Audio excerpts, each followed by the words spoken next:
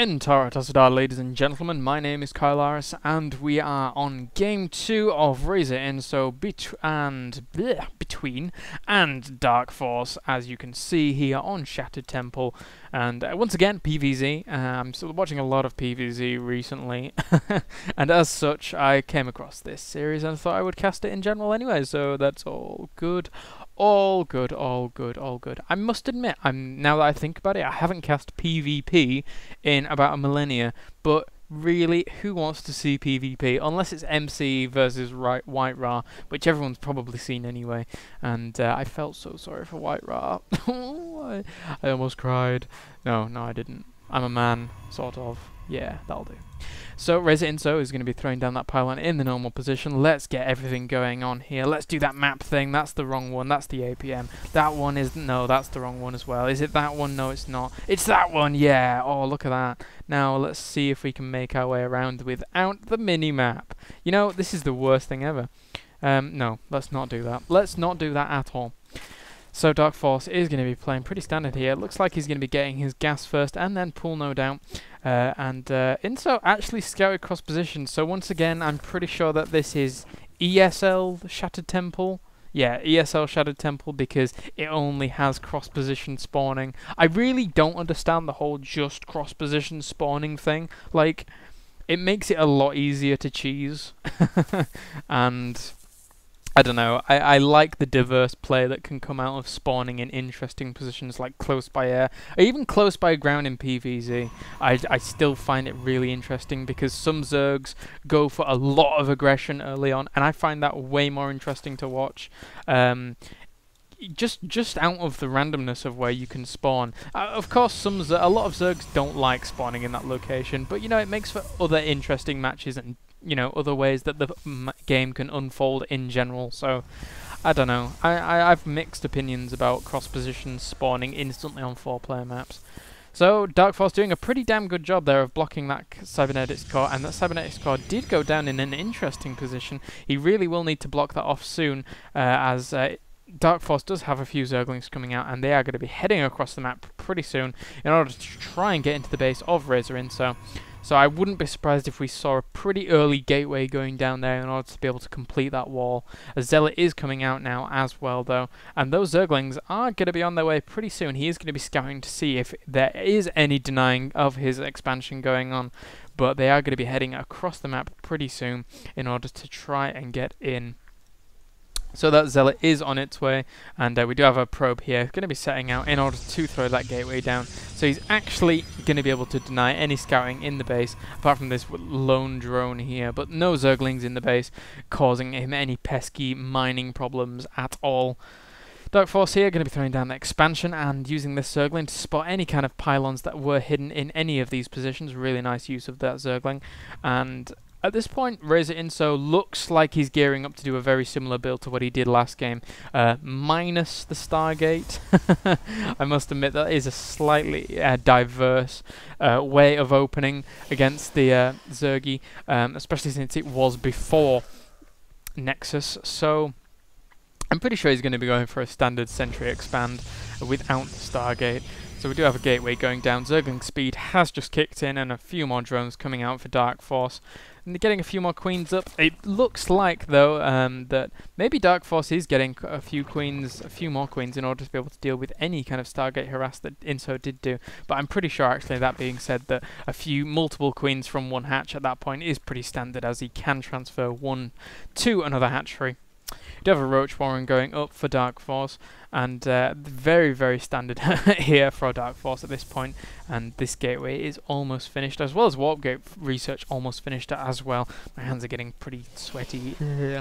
My girlfriend gets really angry because I use her PC to record, and yeah, that's not fun for her when she gets back. Actually, that's really gross. I shouldn't have said that. That's horrible. So these Zerglings are going to be trying to come in here and pick off this probe, but they do not get so lucky, and Inso here going to be warping in a few more units in order to be able to expand a lot of sentries here. So these sentries are going to be good, very, very good to deny any kind of scouting or harass that does come their way.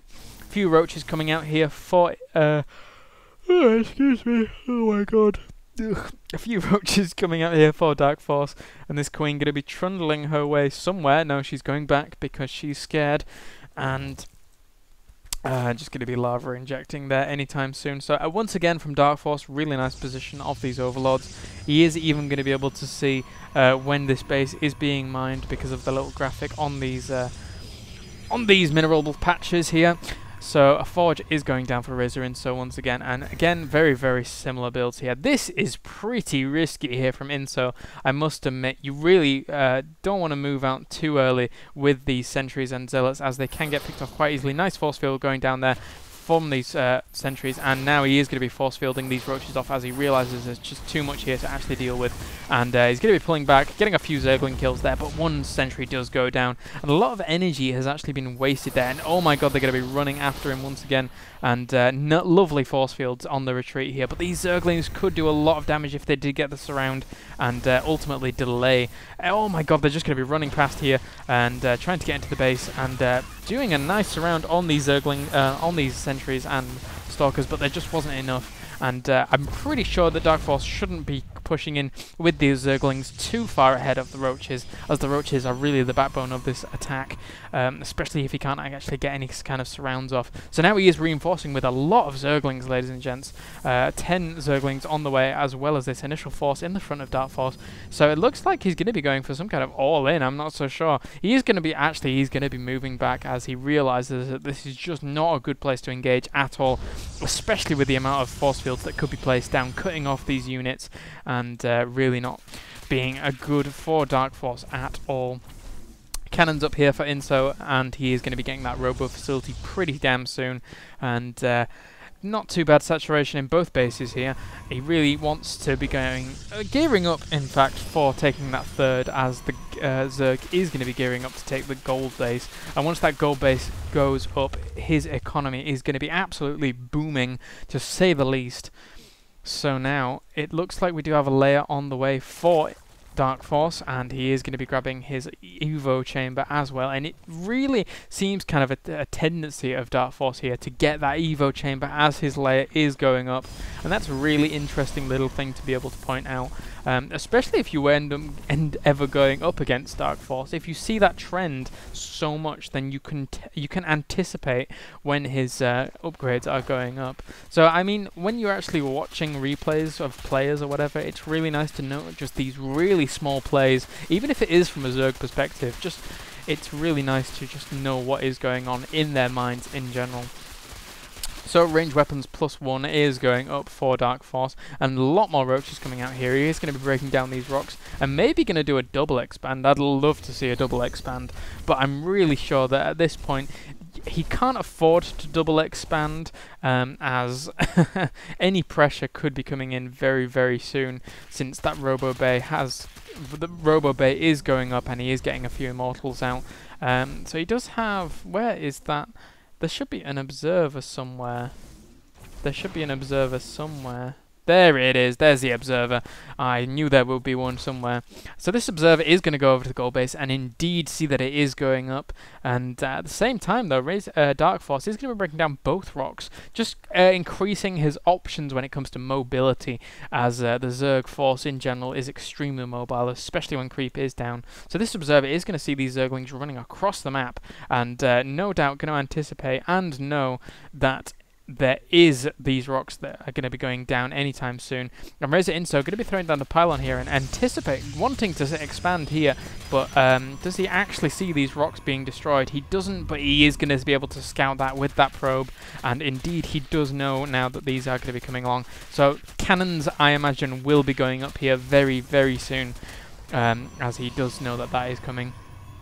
So Thermal Lance is on the way, as well as a few more Colossus in production. Mutalisks actually coming out here for aTnDaRkFoRcE. So interesting play here. You really don't see many Mutalisks nowadays for any Zerg against Protoss, but they can really cause so much annoyance and havoc in a Protoss base if you do get enough, even just a small clump of them, especially if they do grab a third. I must admit, there have been many a times where it has been extremely frustrating to defend my base from Mutalisks, if you do have several bases up and you are spreading yourself way too thin. So now he is going to be throwing down a pylon in the middle of this in the middle of this map, and he's going to be pushing across the map here. In fact, he does have a second Colossus reinforcing here, so if he gets good force fields, he's going to be able to do a lot of damage to this Zerg force. I really don't think there's enough here. There's not enough air defense at all here, I really don't think. If these Stalkers do get picked off, then these Mutalisks are going to have an absolute field day. Really interesting placement of these force fields here. Really not doing too much cutting up of this force, but RAZERiNSo really doing a lot of damage. All these Stalkers all the time while have been focusing down those Mutalisks, and indeed DaRkFoRcE does have to GG, so that is going to be 1-1 going into this series, ladies and gents. Thank you very much for watching this game, and please join me for Game 3, where we'll see who will take the lead. Thank you, and bye for now.